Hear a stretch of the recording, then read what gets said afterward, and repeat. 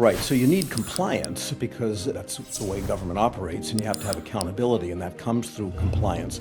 But compliance is a little bit like the tail, and you want the dog's nose to lead rather than the tail to lead. And so I and my team started by stepping back and asking ourselves, so what are the rules?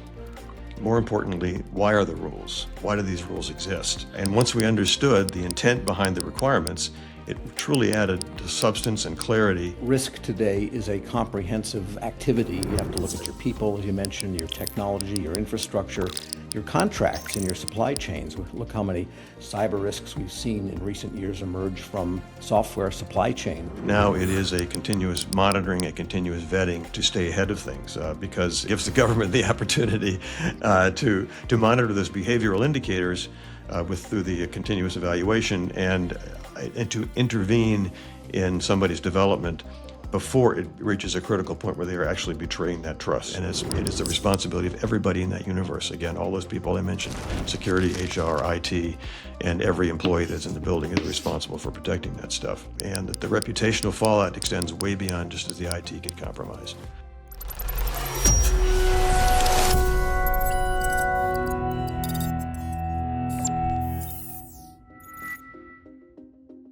Welcome to Federal Market Frontlines, brought to you by TechnoMile. I'm your host, Tom Temin.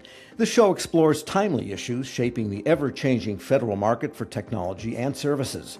My guest today is Charles Phalen, principal of C.S. Phalen Associates. He's a member of the advisory board of Sims Software, which recently combined with TechnoMile.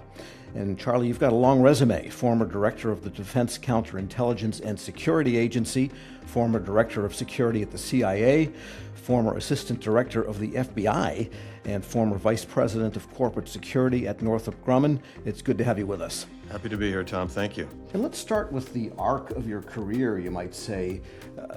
There's a security thread running through everything you've done, and just give us a sense of what shaped your approach, your philosophy about security, and maybe also talk about the combination of physical and cybersecurity, which I think is becoming more and more important.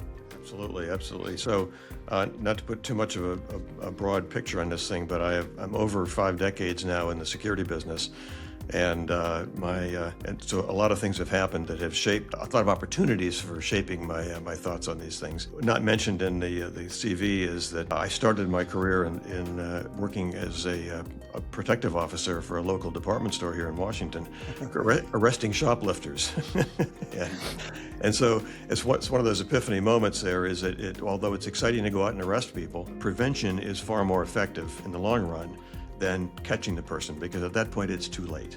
It also got me to understand that recognizing something is going to happen as opposed to maybe pretending it's not, and being prepared to deal with it is absolutely critical to this. Moving the camera forward a little bit, after I'd been at the CIA for about 9 years, they asked me, working in this Office of Security, they asked me if I could become a branch chief for a fairly nascent activity that they were looking at called the Research and Analysis Branch in the Office of Security. Awful lot had been happening.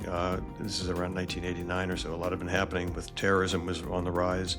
The Russians or the communists, depending on who was in charge at the time, were planting bugs in our embassies overseas, particularly the one in Moscow. Mm-hmm. And there were a lot of things that we needed to prevent here. And one of the clear things is in the security business that it has a reputation for being very compliance-oriented.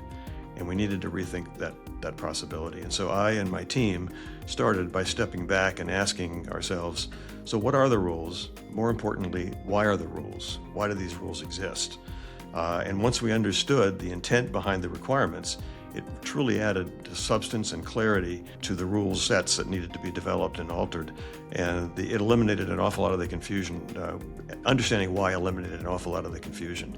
And it was also an understanding that we had to measure what is the threat we're actually up against in any particular geographic or literal area here, and what are the countermeasures we have at hand here. And so the deeper understanding this allowed the teams to rethink their assumptions for how facilities needed to be protected, how IT infrastructure needs to be architected, and what's the impact on the personal trust of the people that are operating in both of those environments here, and align those decisions with the underlying security objective, not just a security compliance checklist here. Right, so you need compliance because that's the way government operates, and you have to have accountability, and that comes through compliance. but compliance is a little bit like the tail, and you want the dog's nose to lead rather than the tail to lead, yet understanding you have to have that compliance. Fair way to put it. If I can get interrupted, one thing, go back to one of the epiphany moments. There was a bad day in September in 2001, and the reality is that we needed to build relationships across the government and industry here. Some of that backed up to my time, which we didn't mention before, working on loan to the National Reconnaissance Office, where it became clear to me that all those systems that are being built out there, that are flying around out there and doing great things, were not built by the U.S. government. They're built by industry. And so whereas the government has oversight over that activity, the need for relationships and partnership between the government and industry in that areas are absolutely critical. And from that point on, that became a critical element of how I thought about how we would work across those worlds. And then again, back to the 9/11 thing, is a need for government agencies to work together more closely. And so that we started working very quickly together after 9/11. Good news is when anthrax started showing up in envelopes about 6 or 8 weeks later, we were in a lot better shape to deal with some of that stuff here. All right, so here we are today, and we're post-pandemic, which introduced questions of its own with everyone working remotely, and that had a real cybersecurity implication. Right. How have the priorities shifted, and how are people thinking about compliance versus security itself nowadays? Good point. Yeah, the security and compliance environment is constantly changing and has to change to evolve with the latest technology and the latest threats, and you have to continuously stay on top of them and track them. If you think about, and that threat continues to evolve. Historically, protecting information, it was the security protection requirements revolved around how the bad guys could be kept out of a building and not allowed into it, or how you catch them once they got in. Now, in reality, they can sit in their basement and pick your favorite country and try to hack into your system, and there is no fear of capture, which is one of the greatest deterrents for people to not do bad things here. The second change or evolution in this and priorities here is a recognition that although you have barriers to keep out the bad guys, every day you invite thousands of employees into your buildings to do the work and work with that information technology. And the problem then becomes those people that are coming in, whether they're going to betray that trust that you've placed in them to protect that information, or perhaps more commonly is not pay attention to what their responsibilities are to protect that stuff. And this has driven a significant change in how the federal government deals with trusted people. And looking across the entire government, it is certainly the National Security Classification System. It is also the public trust, which is not classification, but is still a key element of trust that the government places in people here.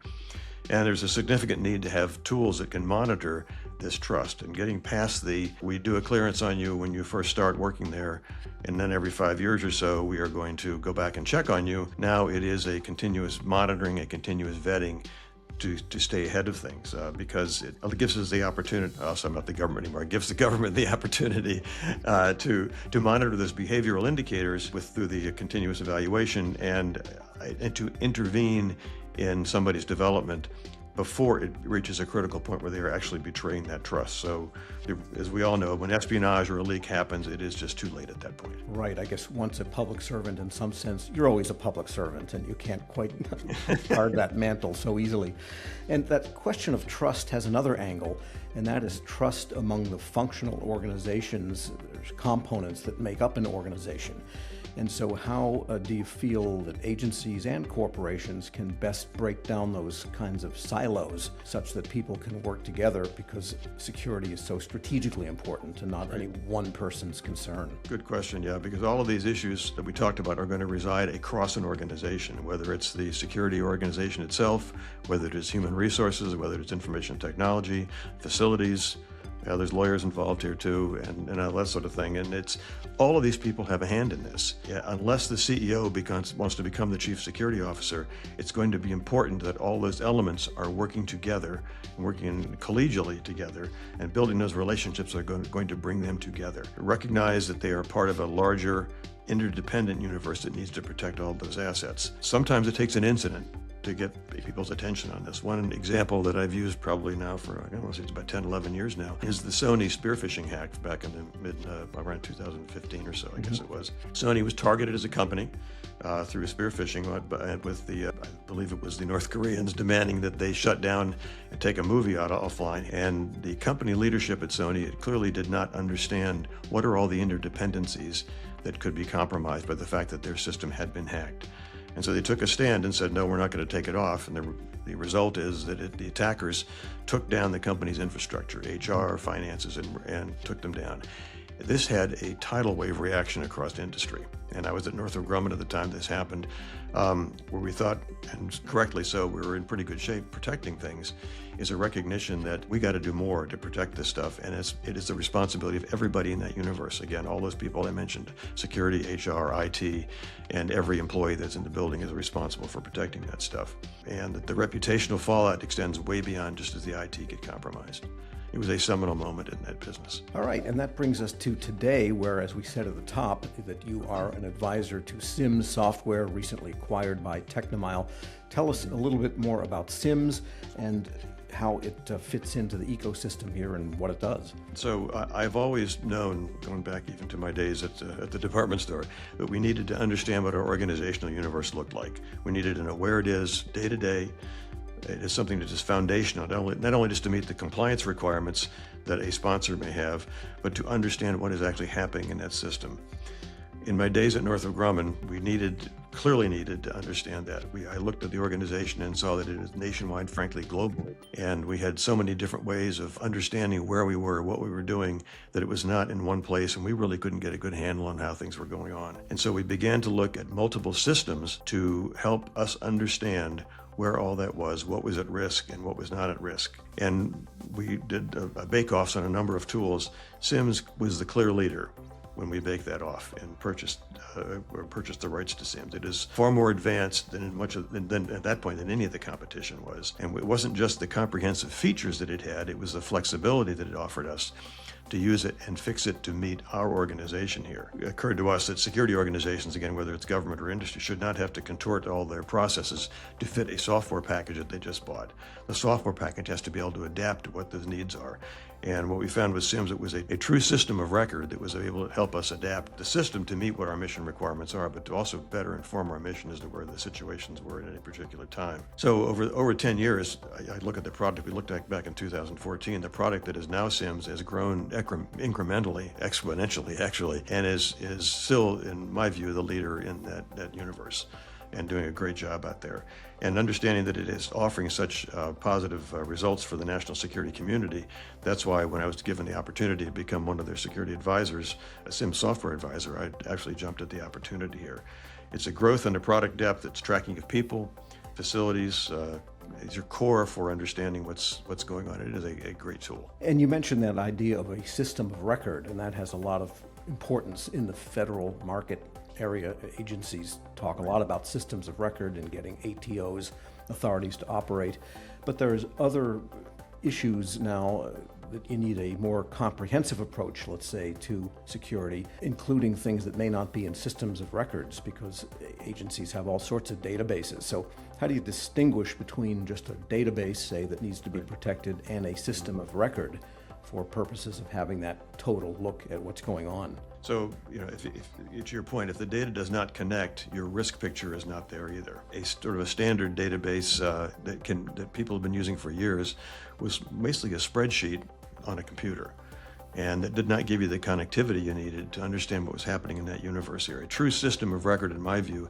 is that something that links the people, the facilities, incidents, compliance, anything in that world together, and can tell you, particularly as SIMS became a key element in companies developing their insider threat recognition programs and monitoring those sort of activities, of being able to pull all that together and say, here's where you got to worry, here's where you don't have to worry, and connecting an individual with a program, with a sponsor, with an event, and being able to do this without any real work. It says, hey Charlie, look here, here's a problem, take care of this. As opposed to me having to sort through file cards or spreadsheets to find an answer to something. Yeah, people are still doing that even to this day, even despite all that. Yes, and so it helps inform those decisions both on a daily basis and a strategic basis. All right, well, let's zoom out a little bit here. Since risk today is a comprehensive activity, you have to look at your people, as you mentioned, your technology, your infrastructure, your contracts, and your supply chains. Look how many cyber risks we've seen in recent years emerge from software supply chain. And so you've got bills and materials and all of this that needs to be brought into that risk framework. How should people in charge of all of this frame their enterprise risk over the life cycle of a program, such that you keep up with what's changing.